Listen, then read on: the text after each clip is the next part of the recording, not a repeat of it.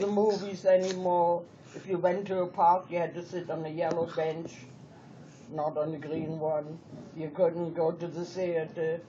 It, the parents, the people who were working, they couldn't work for the government anymore. They couldn't work for the post office, let's say, for the army. Any civil job they couldn't work. Right. And then Jewish doctors could only see Jewish patients, and lawyers could only have Jewish cases, and then they couldn't be in front of court. So it got harder and harder, and people started to leave if they could. And often people ask, why didn't everybody leave? But the thing is not that people didn't want to leave. At first maybe they didn't, but later on they wanted to leave, but nobody wanted to take them in. But anyway, my sister was gone already, and then England said they would take children, and you maybe have heard there was a transport of children. Lots of people in England took in their Jewish children in their home. And they also wanted nurses, like Angie, and so I went over to England to become a nurse. And my parents were still in Berlin, but about a year later, I left in 1939, half a year before the war.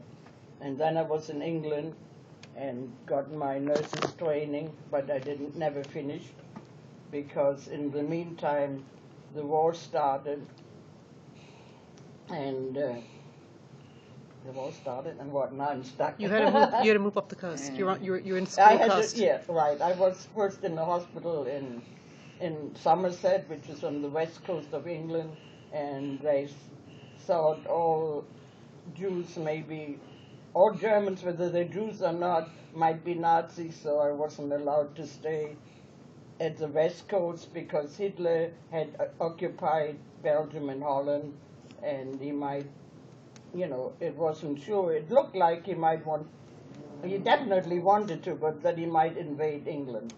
So I had to move to London, and for a while I couldn't work, but then I was supported by a Jewish organization.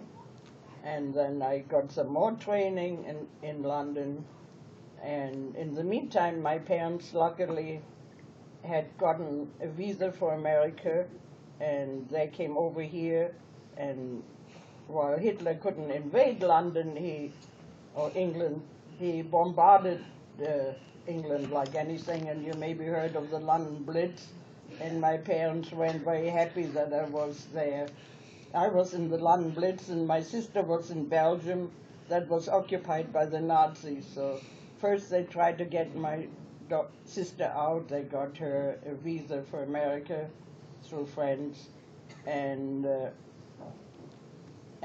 German officer said when my sister went to the German officer to ask for a work permit because she had to make a living, she had no more money, he said to her, "What are you doing here?" And she said, "I came for a working permit."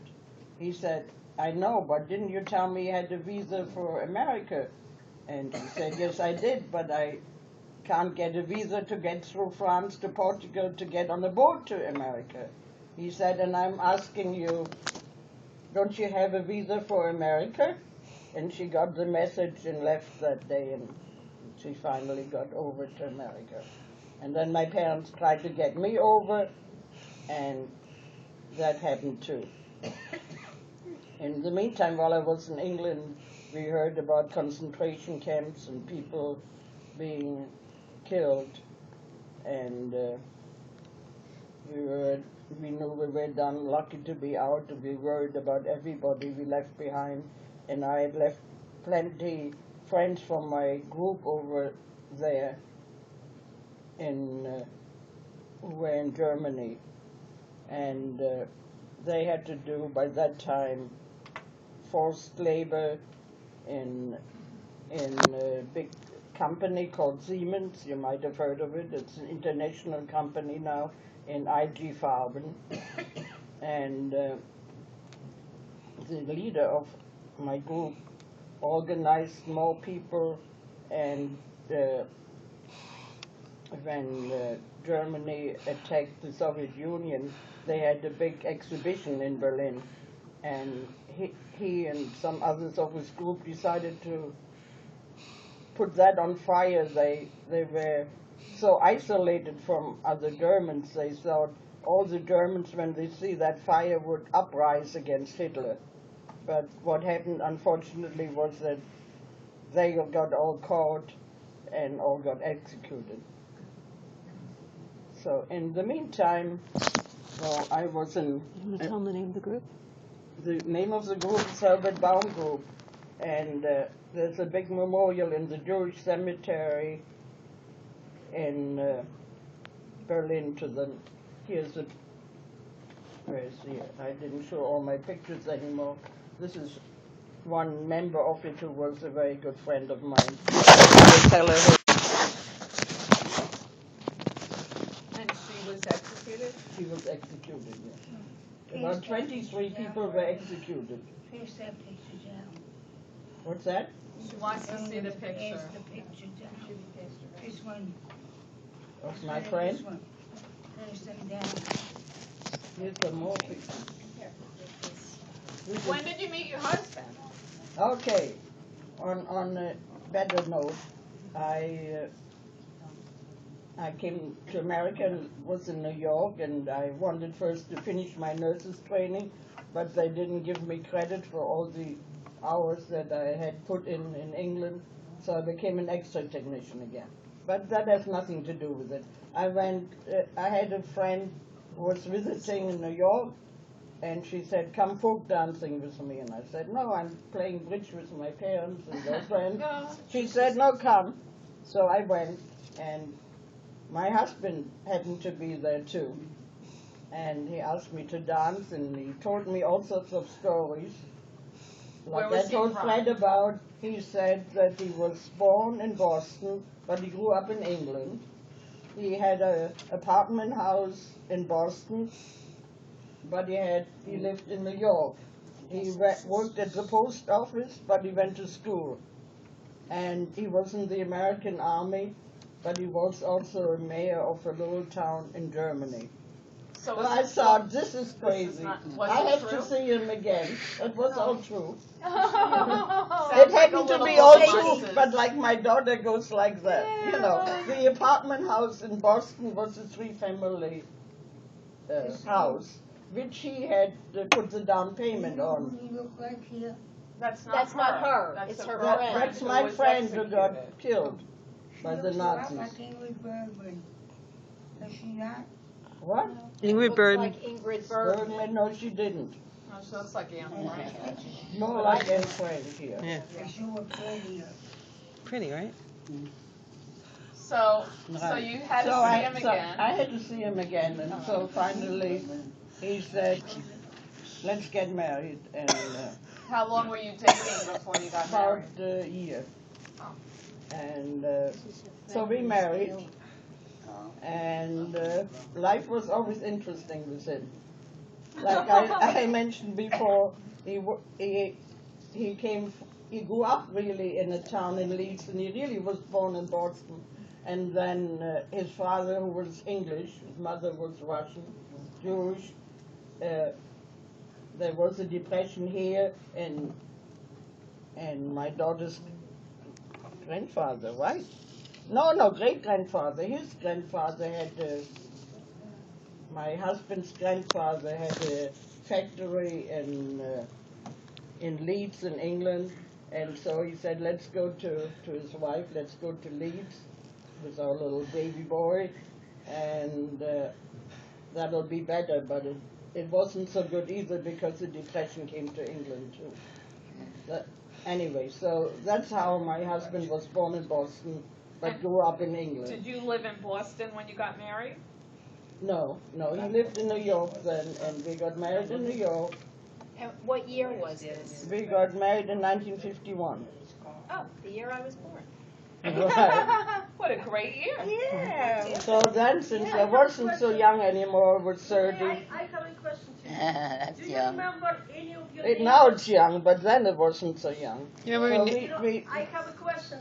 yeah. Do you remember any of your neighbors any Germans who were helping Jews, helping? Well, I told you the principal of the high school who gave my parents good advice about going, sending my sister to Belgium. The German officer in Belgium who told my sister to get the heck out of there. And so also my mother always worked with my father, which is, by the way, interesting. They had an office in the apartment building, and then my husband started the business in our house, and now my daughter and her husband work at home. So it's a family trade too. Very nice. So you actually like each other. It's a test, I tell you. Okay. It's not. I wouldn't recommend it to everybody, Okay. but we survived it, and I'm sure Wendy will. So how long were you married before you had Wendy? Wendy came about 9 years later. Wow. But before that, I had two boys. Oh, okay. You have two brothers. My mother wanted to know whether I was Catholic when I was pregnant with Wendy, but I wanted a girl, and I must have had a guarantee. Anyway, Wendy, She wished for Wendy all the very, while. very. Anyway, so my husband had about, like I said, he was in the garment industry because he grew up in Leeds, where that's the only thing was to do was being a tailor, and he had about 12 jobs 1 year because he really didn't like bosses, and so he finally decided he would start his own business, which I said was in the house. He made sportswear, and So you had like a factory in your house, or well, you designed it? we had for a little while, but that didn't last. Luckily, that made me very nervous because every time I heard the sewing machine going, I thought, how am I going to pay them? So what he did is he had a big table made downstairs, and he made patterns on there, and he he laid the material, and I had to help him with it, and which was very good because we had very good talks while we laid the material up. And the kids worked too. Wendy didn't like it particularly, especially when she was made a model. She didn't like that. But so that was that. So, and I had learned to become an X-ray technician, and my son one day said, Mom, in the local paper there's a job. They want a secretary and an X-ray technician. Why don't you try? So I tried, and I got the job, and I worked there for 22 years. Wow. And my boss was Dr. Irvin Ryan, who comes here from time to time. Lives in the same house as Dan, right? Dan? Yeah. Oh, You. Dr. You. Irvin Ryan. Do you know Irving Ryan? Yeah. Yeah. Okay. I don't know, he lives in my building. Yeah, he lives in your building. Of course you'd know. I don't know. Bernie has a question. You know, I have just a thought. In 1936, I was 16 years old. Yeah. 1933. In 1936, and you're as old as me.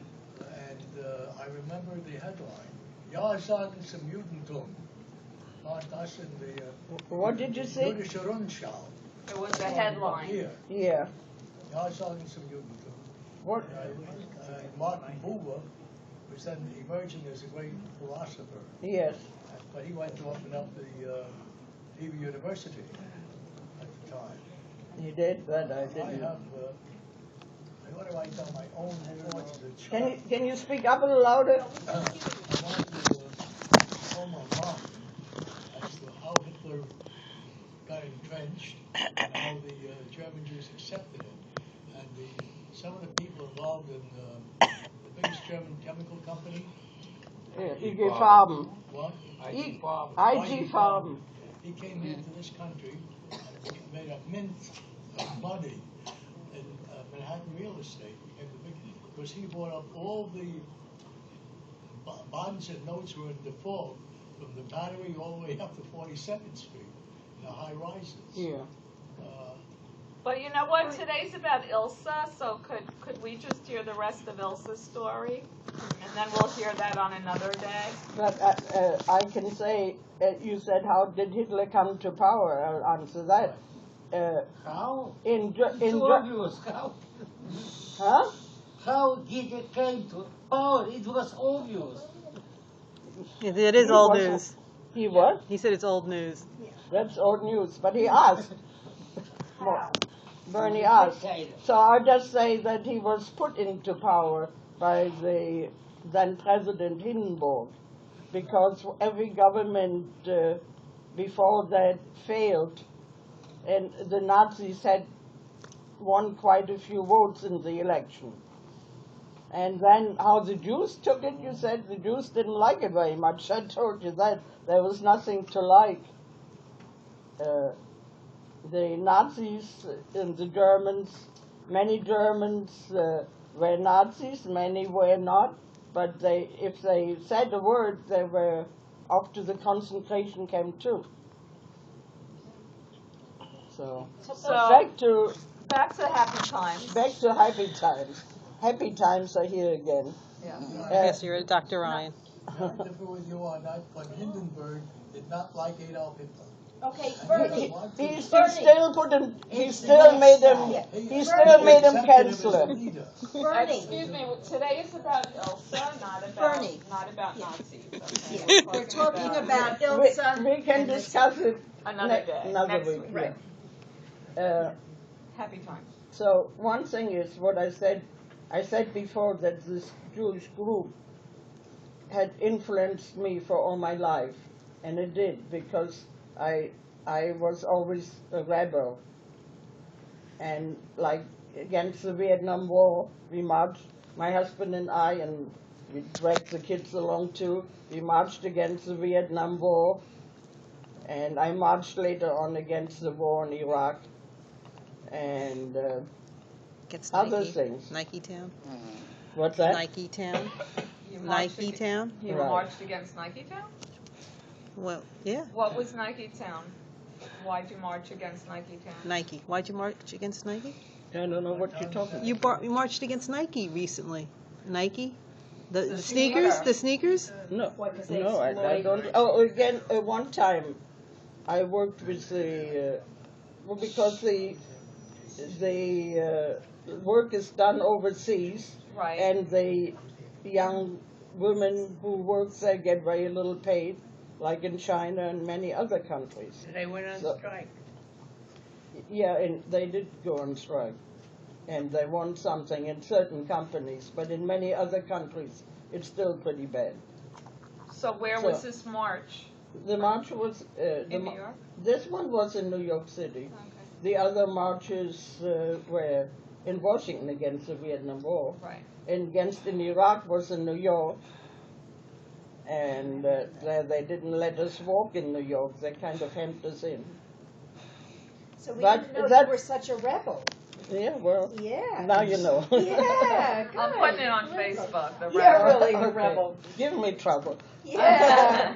I don't think they want to throw me out of this country anymore. No, I don't. Anyway, it also, this group also had another influence on me, that I knew that to be in a group is a great thing for people. And in 1980, my husband was diagnosed with Parkinson's disease, which is not the worst thing, but it's not a very good disease to have. And he had it for 18 years. But what helped us with that was that we heard about the support group, and we got involved in 2 support groups, and we made a lot of new friends, and it was really helpful, because whenever he didn't want to go out because he was shaking and people were looking at him, but when he was there, other people were the same thing, so he didn't feel bad. So You here? It must be really late, huh? it was nice. Now, where were these support groups? Were they One at- was in Englewood, Okay. and one was in Harvard. And the one in Englewood finally died out, because we used to go up and meet twice a week for exercise Right. and discussions. And it was upstairs on the second floor, and there was no elevator. And when there was new management in this place, they decided we shouldn't walk up the steps, it was too dangerous.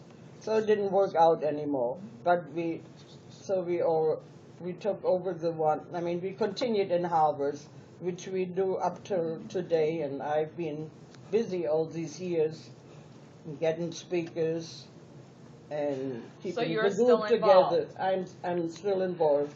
I'm kind of drawing back a little bit, but I'm still involved. And Do you live near there?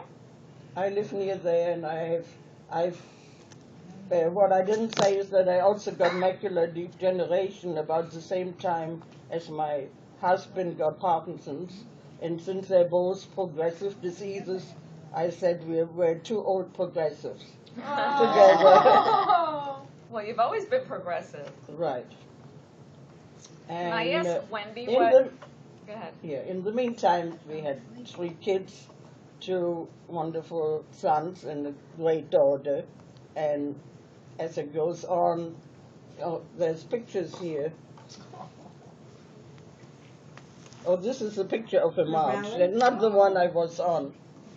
Somewhere here is a picture of my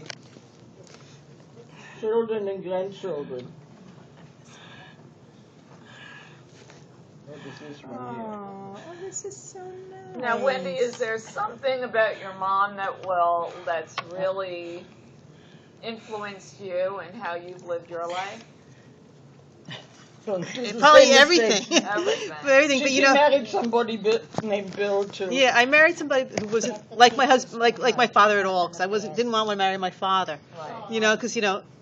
Because my father was a wonderful man, but quite difficult. So basically, my husband has morphed into my husband. My husband has morphed his quality. A lot of his qualities have appeared like my father's. Okay. Really? Yeah, really. According, he had a good job. That's what I like about my husband. He had a really good job. He was stable. He was always working. That So, was and out of the different house, it was different. From your father. All of a sudden, his job morphed into working. He works for a good company, but he works from our dining room. Yeah. And so it's all these things go. Yeah. So. And When my husband couldn't cut material anymore, he bought clothes. And as the kids moved out of the house, he filled every room up with dresses. So he did women's clothing? Yeah. Like Here's a photograph of me and my 2 Berlin friends, my best friends, who They came to this country? they went to Argentina, but they kept on visiting me, and And then you I brought to visited visit them. them, right, okay. And so we were friends. One for 70 years, for 80 years. So 80 Ilse, years. can I ask you what Yeah. you see in Wendy that you think is all you?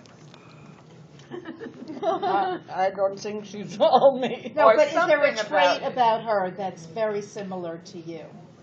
But she's also very loving and a good mother, and I hope I was. And what's the But granddaughter's otherwise, she's like a father. I want to say Abigail? all my Gail. Gail. name? And how about Gail? I want to ask Gail Gail? about her grandma. What do Oh, you? don't put she gets shy. No, but is there something that you could see in all 3 generations that you've taken from your grandma? I don't know. She takes more after the Kellys. You know what though? I think all 3 generations. I'll speak because Gail's only 14, but she's got an older sister who's 18, and I think we're all very socially active. That we stand up for things that we believe in. We'll demonstrate. We'll work on things. We have convictions, and we don't like to see wrong being done to other people, Right. and we'll stand up for that. Right. That's great. So that's what I take away, and I think my daughters do too. Right.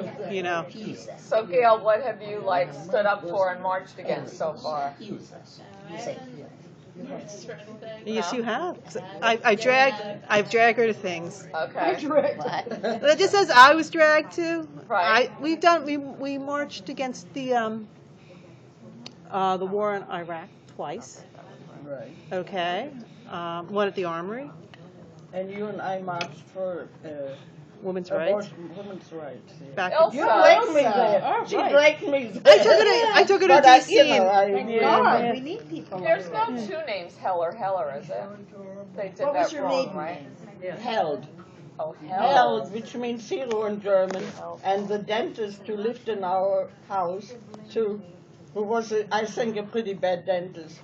He said the biggest coward in the world that isn't stays Ilse Held, which rhymes in German. So I was a coward, but my mother said I was a coward, but never when I should be.